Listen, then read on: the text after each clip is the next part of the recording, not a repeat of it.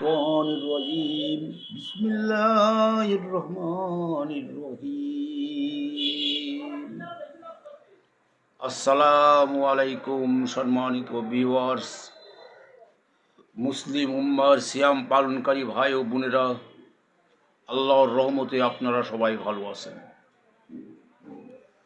আমাদের আদি পিতা হযরত আদম আলাইহিস সালামের নাম শোনে নাই এমন মানুষ পৃথিবীতে খুবই কম আছে, কিন্তু অনেকেই জানেন না তার মৃত্যুর সময় কি ঘটনা ঘটেছিল।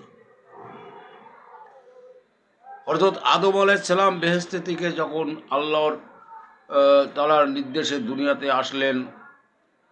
আসে দীর্ঘ কান্নাকাটির পর যখন রসুল পাক সাল্লাল্লাহু আলাইহি সাল্লামের নাম আরশে মুবারকে লেখা দেখে পাঠ করে তার ওসিলায় ক্ষমা চাইলেন, তখন আল্লাহ রাব্বুল আলামিন আদমকে ক্ষমা করে দিলেন, সাথে মা হাওয়াকেও দীর্ঘ জীবন দিলেন। 1000 বছর জীবন পেয়েছিলেন হযরত আদম আলাইহিস সালাম। 1000 বছরে আদমের বংশধররা হয়ে গেছে প্রায় 40,000।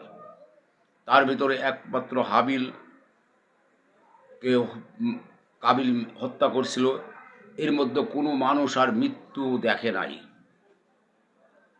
যখন হাবিলকে কাবিল হত্যা করে তখন মাত্র কয়েকজন লোক সংখ্যা ছিল, কিন্তু 40,000 জনসংখ্যা দূষিত আদম পরিবারের কেউই মৃত্যু কি জিনিস সেটা দেখে নাই। এরপর আদমের যখন 1000 বছর হায়াত ফুরিয়ে গেল, তখন জিবরাইল আলাইহিস সালাম এবং আজাজিল মালিকুল মউত আলাইহিস সালাম আদমের কাছে আসলেন। তার আগে আদম রোগাক্রান্ত হয়েছিলেন, বিছানায় পড়েছিলেন। তার নিকট বংশধররা তার নিকট সেবা যত্ন করছিলেন, সকলেই কান্নাকাটি করছিলেন।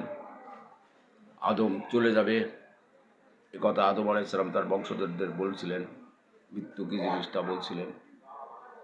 তৎপর আদম আলাইহিস সালাম যখন শুয়ে আছেন তার কুঠুরিতে, তখন হযরত জিবরাইল আলাইহিস সালাম দিয়ে প্রবেশ করলেন। হযরত আজরাইল আলাইহিস সালাম প্রবেশ করলেন। আদম আলাইহিস সালাম তাদের আগমনের উদ্দেশ্য বুঝতে পারলেন। তিনি উপস্থিত লোকজনকে বললেন, তোমরা একটু সরে যাও, আমার কাছে যে মেহমানরা আসছে তাদেরকে দেখা করতে দাও, তাদের সঙ্গে আমার আলাপ আছে।